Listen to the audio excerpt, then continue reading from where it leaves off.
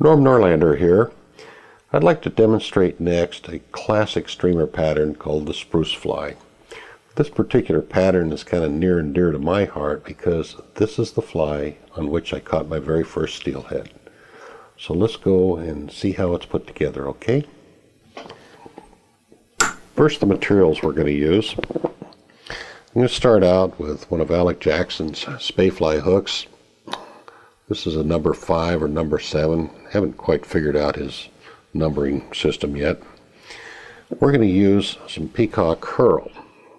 Now, the original pattern called for peacock sword for the tail, but we're going to use the tips of this herl, this part right here for the tail, and this for the body. We're going to use some red floss. This is regular rayon floss. Put it on a bobbin, it's a lot easier to handle. And then the wings and the hackle, we're going to use some beautifully marked badger hackle. It's got a lot of variation in it. Pretty nice neck there. We'll start out, as we usually do, by dressing the hook. Attach our thread up here at the front, a little ways back from the eye.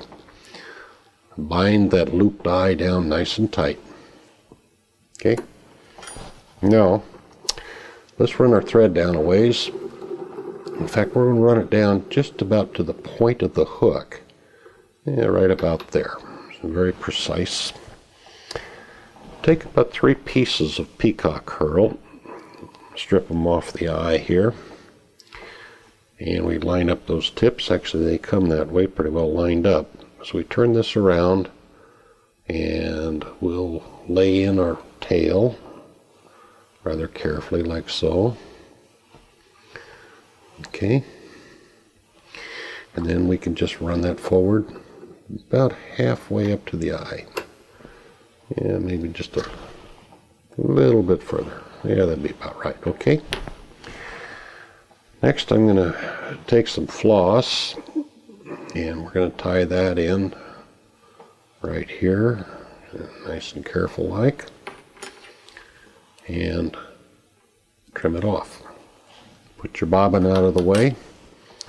Use your Norvise. Very easy, smooth, roll in that floss body right down to the tail and come back and forth a couple times and build up a bit of a taper to it. Oops, got a little lump there. We can go back and take that out. So now we're right up to the part where the herl body is going to take over. So we tie in our floss, trim it off. Next, we're going to take our herl. Not a bad idea, guys, to throw in a half hitch before we do this next step here. When you're spinning your herl and thread together, it's a good idea to do that every time.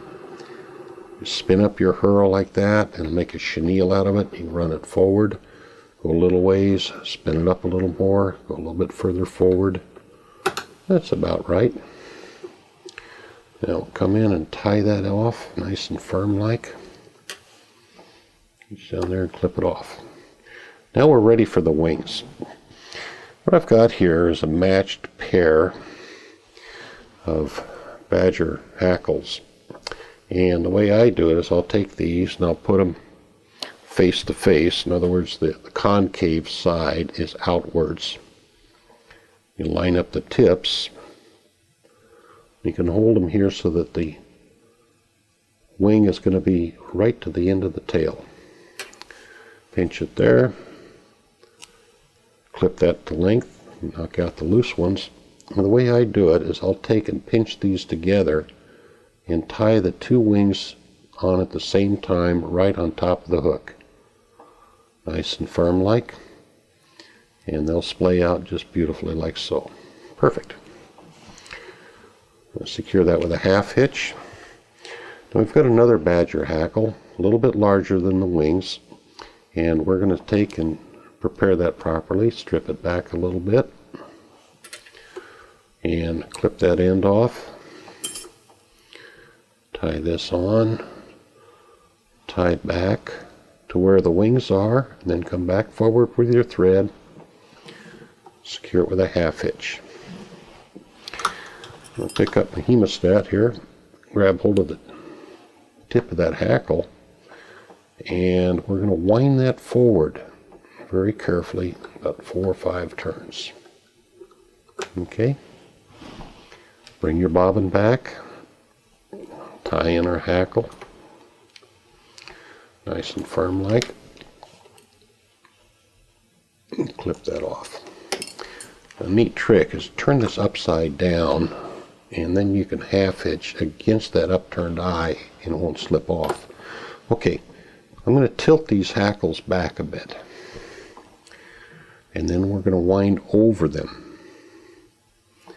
So I want those back at about a 45-degree angle. Okay, bring your thread forward a little bit. Oops, I got one errant hackle fiber there. That's just not going to do. This is supposed to be a pretty fly. Okay, upside down, and then you can very carefully put a nice, neat little tapered head on it, like so. Notice it's upside down so it doesn't slip off.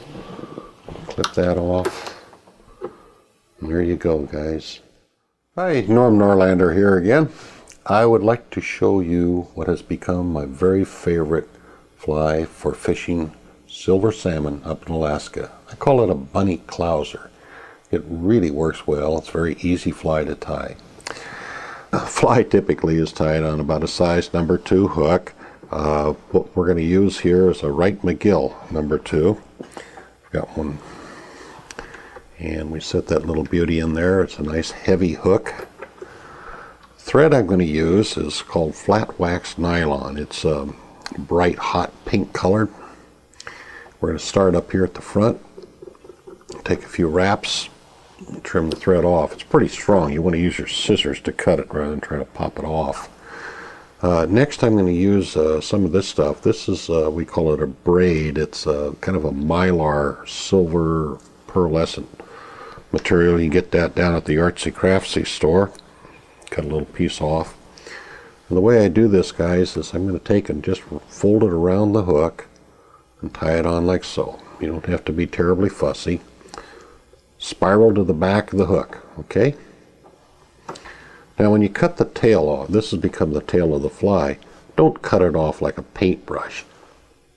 Cut it off at a very shallow angle, and then you can brush it out. There we go. Use a wire brush like this. You can brush that out. It'll do it for you as soon as it hits the water a couple times. But that's what the finished tail is going to look like. Next I'm going to lay in a little piece of this silver mylar tinsel, and that's going to be our rib, so we'll catch that with a soft loop. And I'm going to cut a little piece off there, and we'll stick that back in our material holder. Now, using the vise, one of the neat things about your Norvise is you can lay on even thread like this, just edge to edge, and use it to form the body of your fly. Okay, all the way up there, and I cut off that little piece of tail. Now, take your rib material. We'll make a winding check here. That's the first wrap, and then about 5 wraps forward. Come up to the front, tie it off like so, and you can trim that.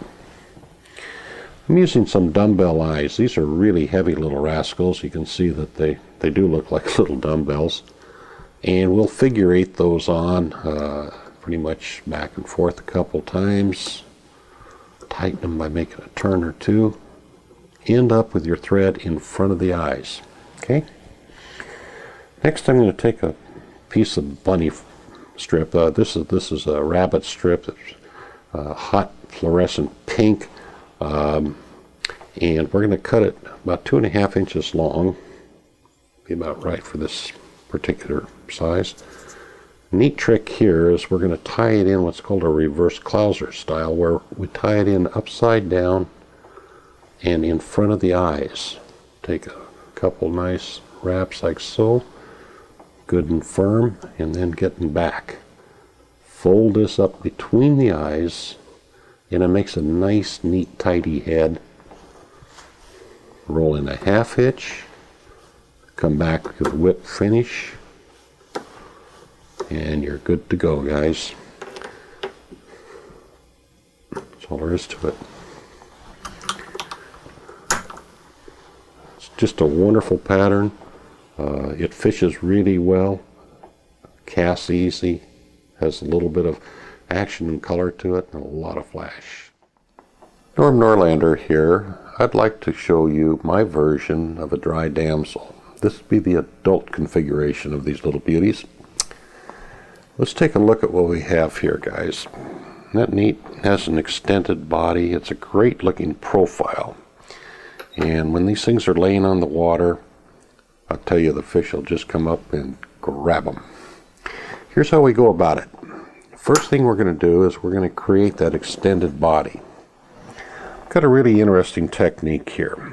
We're going to use a sewing needle. Now we'll see we've heated the eye of the needle so we can bend it around without breaking it. You put that in your Norvise, line it up at the top there about like so, so when you rotate it, it's pretty well centered. We're going to use some dry fly dubbing. This is polypropylene. It floats real well, and of course the color is that of an adult damsel. Just a little bit of moisture on the needle. You can take a wee bit of dubbing like this, and it'll catch and spin onto the needle like so. There we go. And you just run this back and forth so you get the right size, length, shape, whatever of that adult damsel. So you can twist a little bit. Start right there at the tip of the needle. Okay, there we go. Now we've got it. Okay, one of the distinctive features of these damsels is that, other than the bodies being bright blue, is that they also have these black segmentations on them. How do you do that? Well, I'll show you a really tricky way of doing it. You need to use your black marking pen. This little Sharpie job right here. And we'll just start at the back end. Color that up a bit. Okay, now you skip a bit.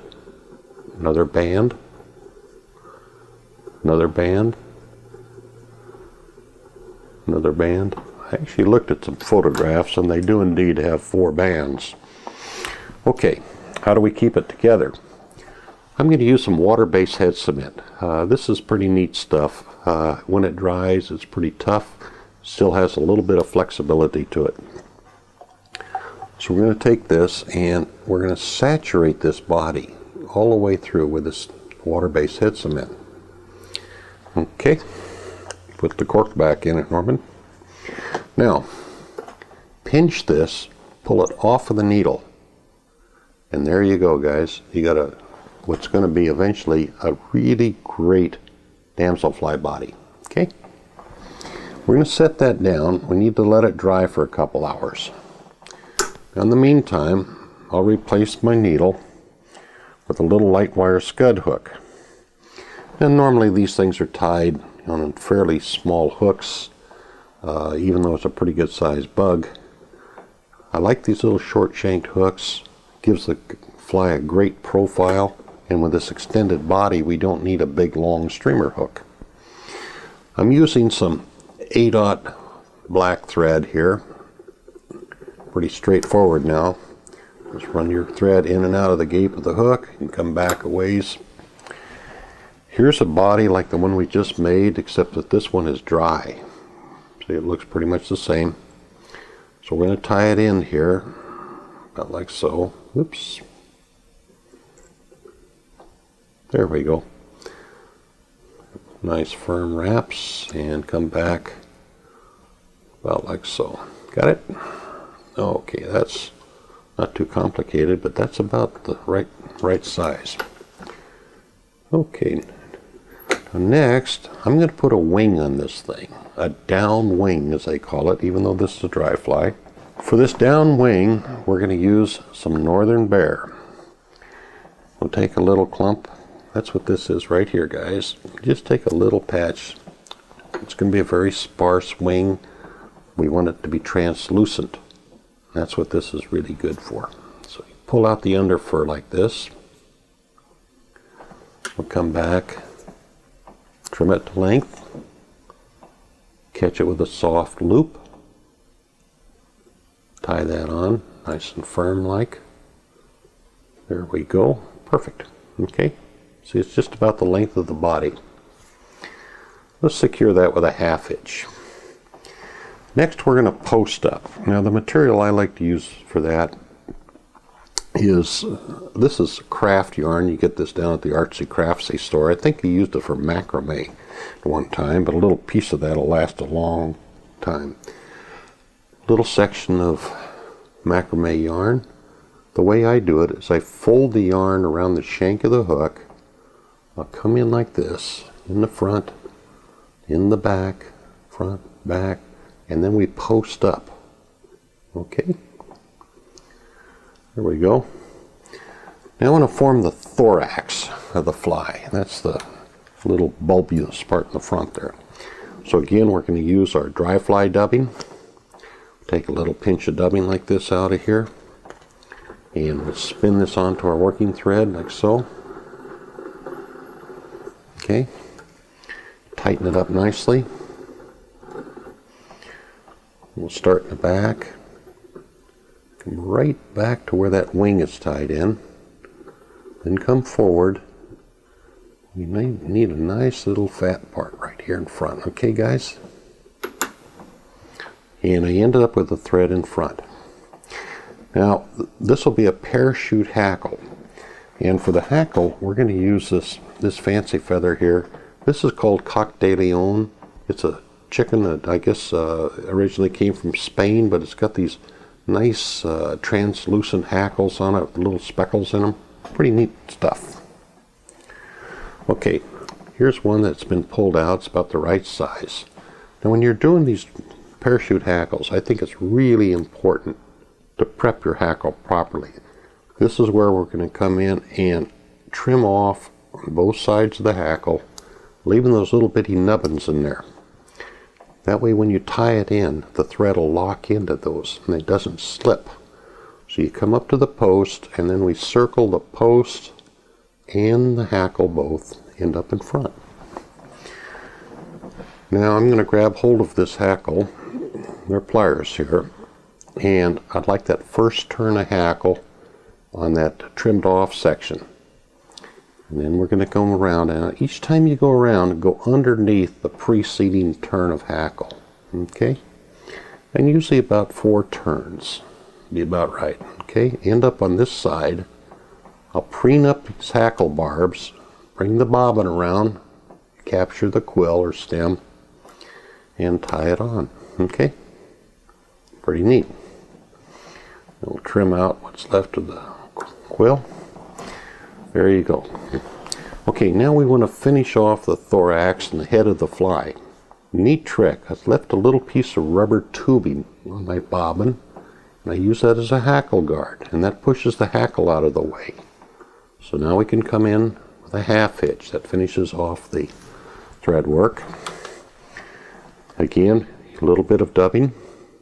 This will finish off the thorax, and it'll give the fly its characteristic shape.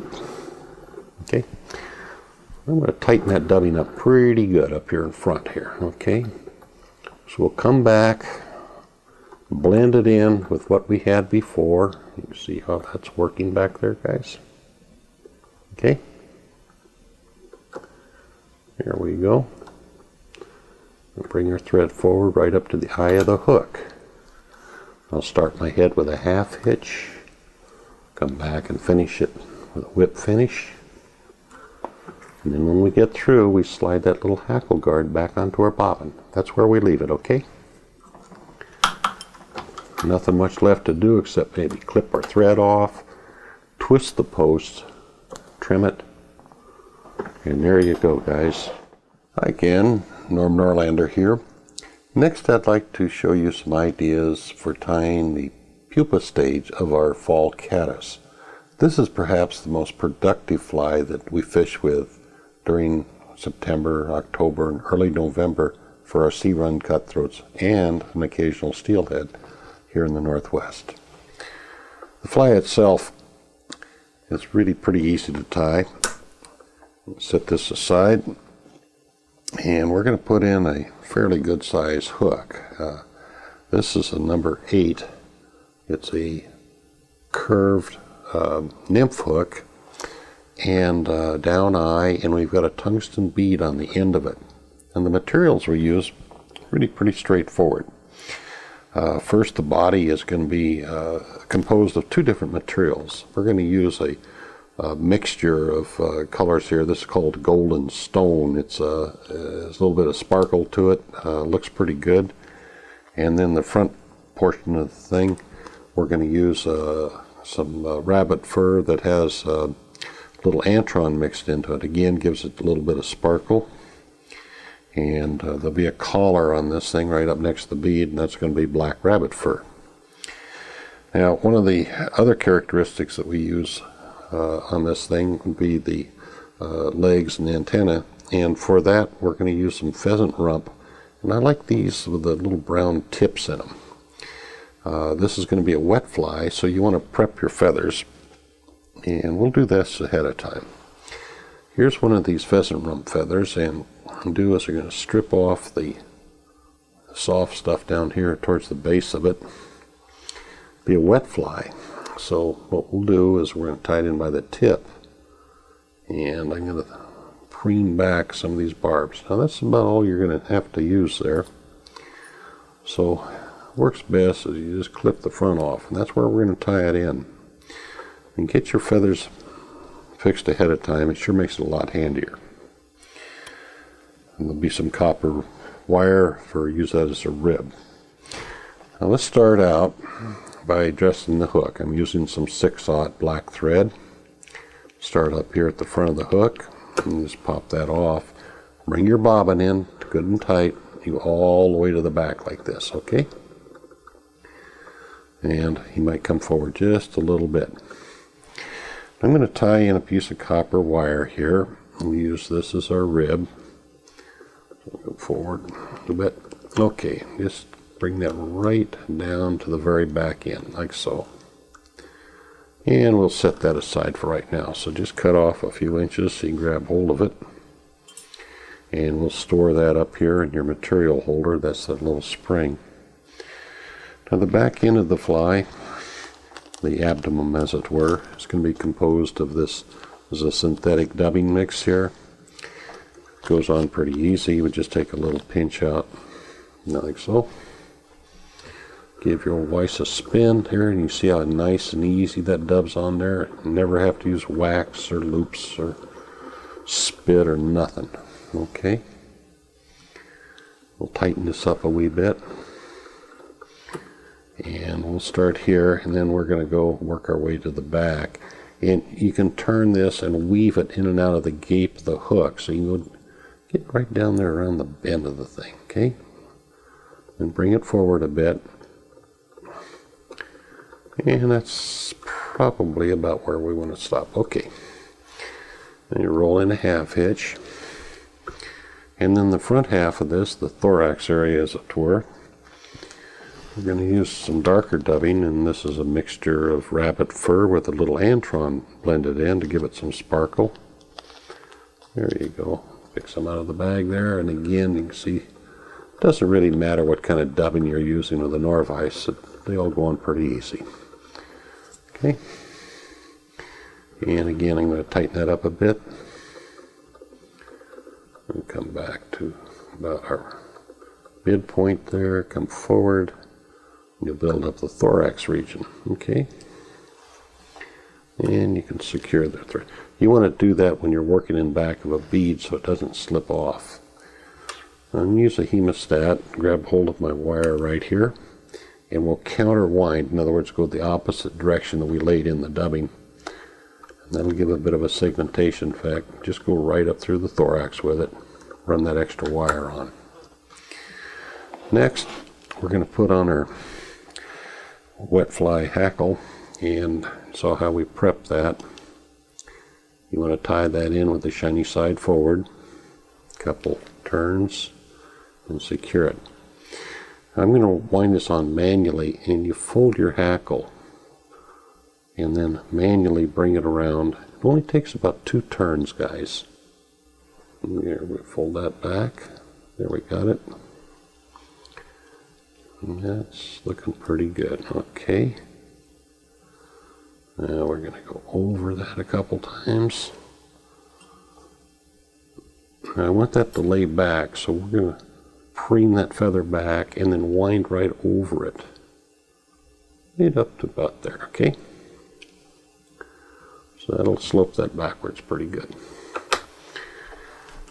Now to finish off the thorax and bring it right up to the head of the fly, we use a little rabbit fur. Pull some of that out of the bag. A few pinches like that. Again, just roll it right on the thread like so. Back up here and tighten it up a bit. Run that into place.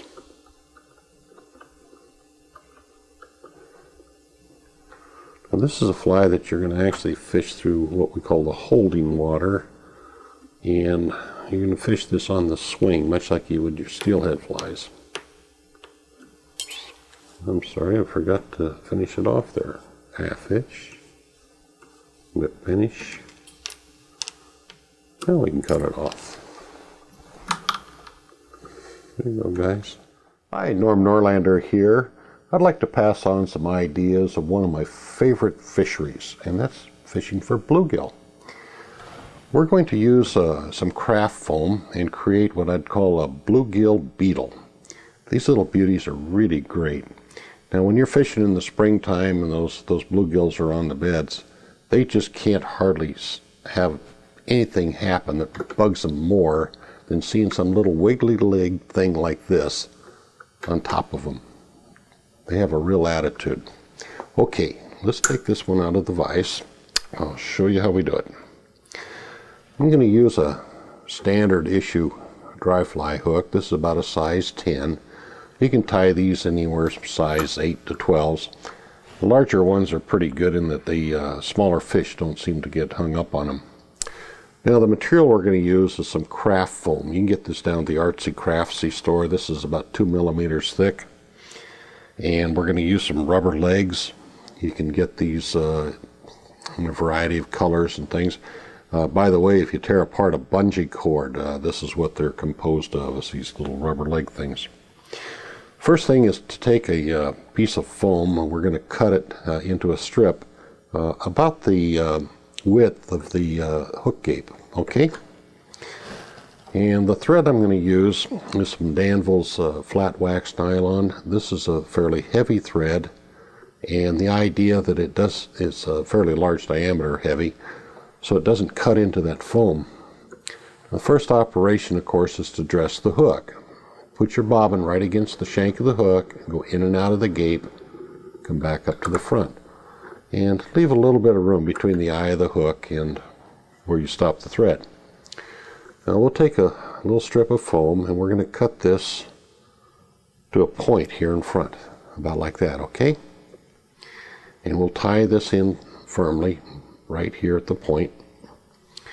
And then I'm going to spiral back. See how I'm making a spiral? Now that'll roll that foam right on top of the hook. See how that cuts in there? It just rolls it right up on top. This is going to add some flotation to it. Now we get as far back as you can, the full length of the shank, and we're going to take several firm wraps, like so, okay? Now I'm going to reach in and put in a couple half hitches at this tie-in point. There's one, there's two. And when we turn this over, you can see how we have a segmented effect right there. Now we're going to counterwind. We're going to go the opposite direction as when we came forward. Okay, so there. See how we can follow the previous wrap like this? And that way you maintain the segmentation on that thing. I'm not sure that a bluegill really is bothered by it that much, but what the heck. We can do it, let's do it. Come all the way forward, and we're going to secure that with a half hitch up here at the front. At this point you can actually slide that around a little bit. Okay, so now we've got it pretty well evened up.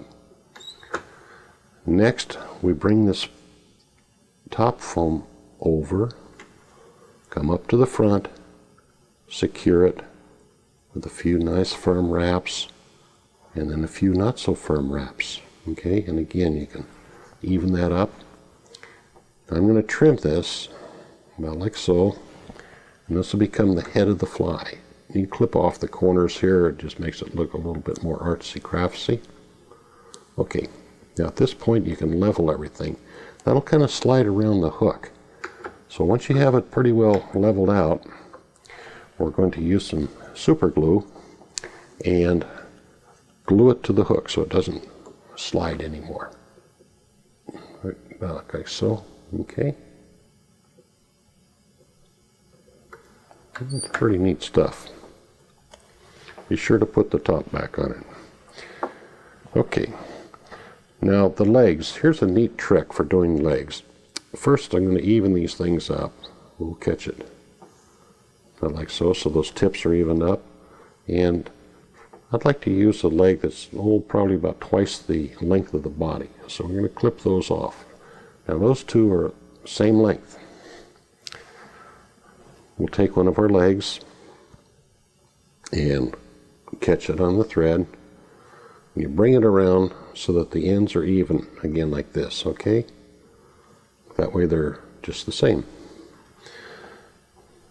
Take the vise, roll it over, do the same thing on the other side.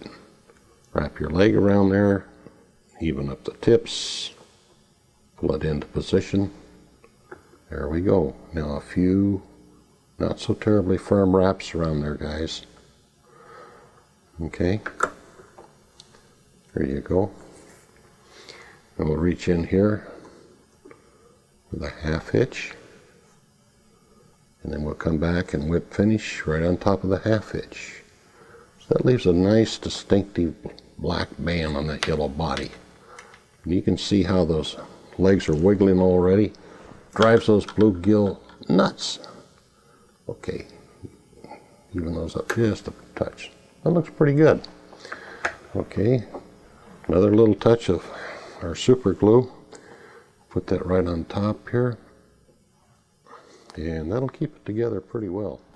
Give it a go. I think you'll really like these things, and they're a lot of fun to fish for.